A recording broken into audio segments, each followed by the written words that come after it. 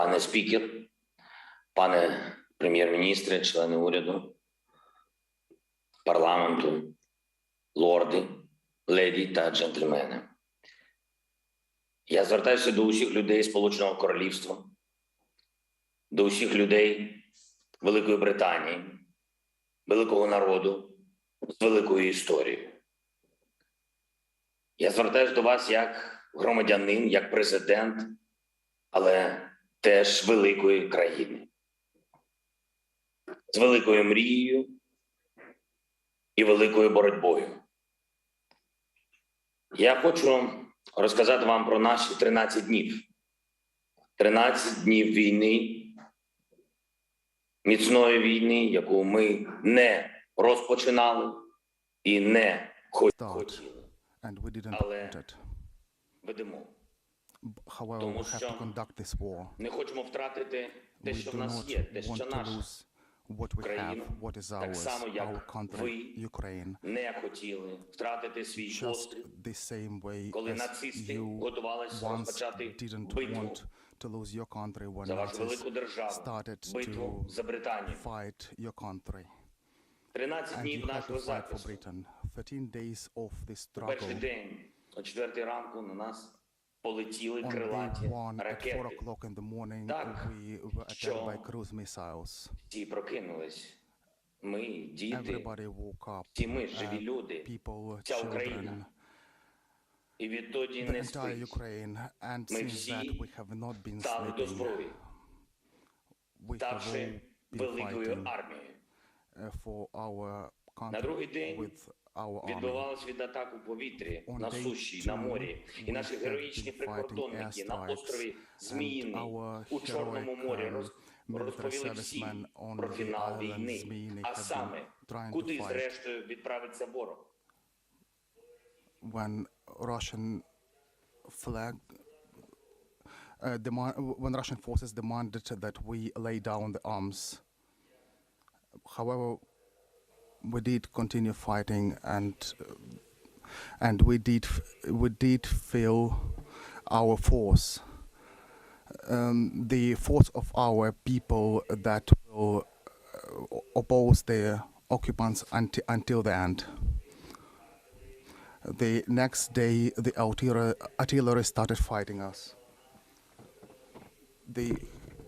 Our army showed us who we are, and we have been able to see who are people and who are beasts. On day 4, we started getting people captive. We have not been torturing them. We remained humane even on day 4 of this terrible war. On day 5, the terror against us was going on against children, against cities, and constant shelling have been taking place around the country, including hospitals, and that didn't break us. And that gave us feeling of big truth. On day 6, the Russian rockets fell on Babin Yar, that is the place where the Nazis killed thousands of people during the Second World War. And 80 years after, the Russia hit at them for the second time. And even churches are getting destroyed by shelling. On day 8, we have seen Russian tanks hitting the atomic power station. And everybody got to understand that this is the terror against everyone. On day 9, there was a meeting of NATO countries without the result that we were looking for. Yes, we did feel that. We did feel that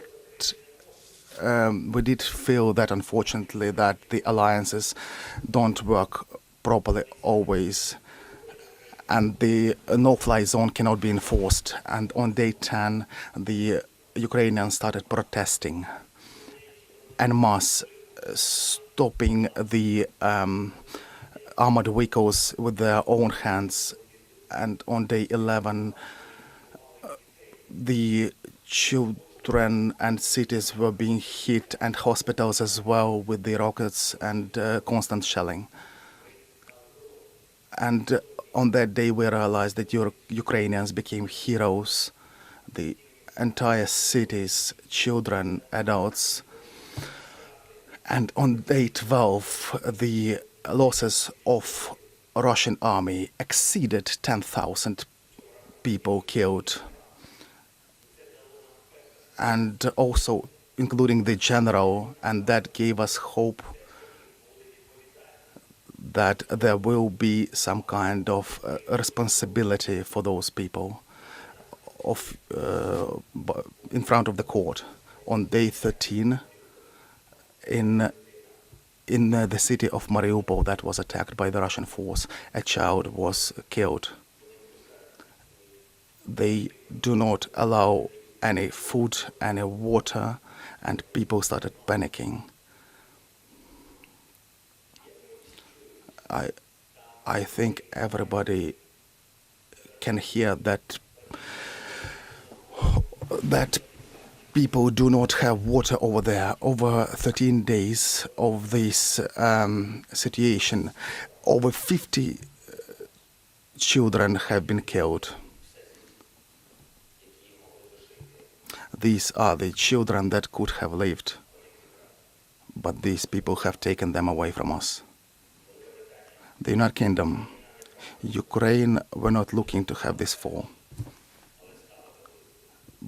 The Ukraine have not been looking to become big, but they have become big over the days of this war. We are the country that are saving people despite having to fight one of the biggest armies in the world. We have to fight the helicopters, rockets. The question for us now is to be or not to be. You all know this Shakespearean question. For 13 days, this question could have been asked, but now I can give you a definitive answer. It's definitely yes, to be. And I would like to remind you the words that the United Kingdom have already heard, which are important again. We will not give up, and we will not lose. We will fight till the end, at sea, in the air. We will continue fighting for our land, whatever the cost. We will fight in the forests, in the fields, on the shores, in the streets. I would like to add that we will fight on the banks of different rivers like Dnieper, and we are looking for your help, for the help of the civilized countries. We are thankful for this help, and I'm very grateful to you, Boris. Please increase the pressure of sanctions against this country, and please recognize this country as a terrorist state. And please make sure that our Ukrainian skies are safe. Please make sure that you do what needs to be done and what is stipulated by the greatness of your country. Best of all to Ukraine and to the United Kingdom.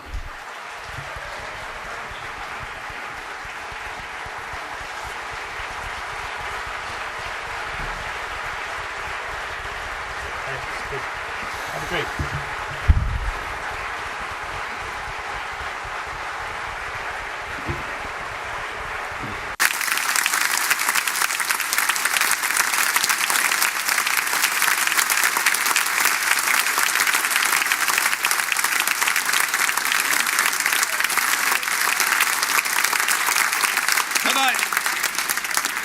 Thank you, Mr. President. On behalf of the House of Commons, I want to thank you for speaking to us and for giving us very clearly and powerful perspective of the tragic situation facing you and fellow Ukrainians. We have debated the situation in Ukraine numerous times in recent weeks, and I know that we will continue to do so, and that when we do so, your words will be resonating with us.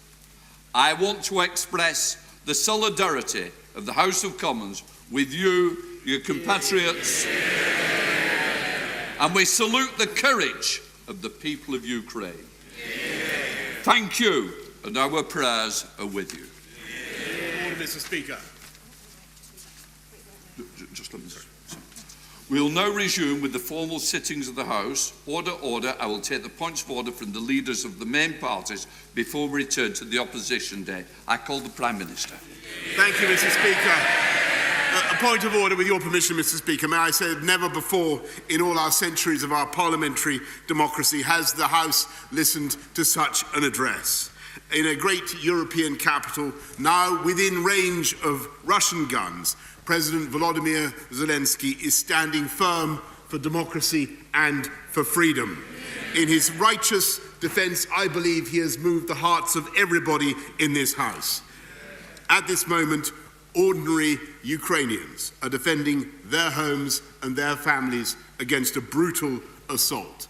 And they are, by their actions, inspiring millions by their courage and their devotion. And I think today, one of the proudest boasts in the free world is "Ya Ukrainets." I am a Ukrainian. So this is a moment for us to put our political differences aside, Mr. Speaker, and I know I speak for the whole House when I say that Britain and our allies are determined to press on with supplying our Ukrainian friends with the weapons they need to defend their homeland as they deserve. To press on with tightening the economic vice around Vladimir Putin, and we will stop importing Russian oil, Mr. Speaker, and my right honourable friend, the Business Secretary, will update the House on that tomorrow. And we will employ every method that we can, diplomatic, humanitarian and economic, Mr. Speaker, until Vladimir Putin has failed in this disastrous venture and Ukraine is free once more. Leader of the Opposition, Keir Starmer. On a point of order, Mr. Speaker, every one of us has been moved by the bravery, the resolve and the leadership of President Zelenskyy. Down on his people, an assassin seek his life. No one would have blamed him for fleeing, but instead he has stayed in Kyiv to lead the Ukrainian people and to fight. He's reminded us that our freedom and our democracy are invaluable. He's prompted the world into action where too often we've let Putin have his way. He's inspired the Ukrainian people to resist and frustrated the Russian war machine. He has shown his strength, and we must show him and the Ukrainian people our commitment and our support. Labour stands for the unity at home and abroad that will isolate the Putin regime. Labour stands for the toughest sanctions that will cripple the Russian state. Labour stands for providing Ukraine with the arms it needs to fight off their invaders. Labour stands with President Zelenskyy, with Ukraine, with democracy. Slava Ukraini. Thank you, Mr. Speaker. Leader of the SNP, Ian Blackford. Thank you, Mr. Speaker. With your forbearance, if I can make a point of order. President Zelenskyy, we salute you. We stand with the people of Ukraine on the basis of the act of aggression, on the act of war of Putin. We must do all that we can to send support to Ukraine, to send the weapons that they need to defend themselves, to make sure that we sanction the regime in Moscow, that we deliver the clearest message to President Putin, that this will end in failure for him, that he will face justice at the International Court. We must stand in this House throughout these islands, throughout the Western world, in defence of democracy, in defence of sovereignty. Peace, justice, and the sovereignty of Ukraine must prevail. Let's make sure that we stand with our friends. We stand against those that have been bombed. We make sure that those that need our support, that need our sanctuary, will find a welcoming hand in these islands. Mr. President, we thank you. We salute you. Slavia, Ukraine. Ed Davey. Point of order, Mr. Speaker. Hearing the words of President Zelensky should embolden us all.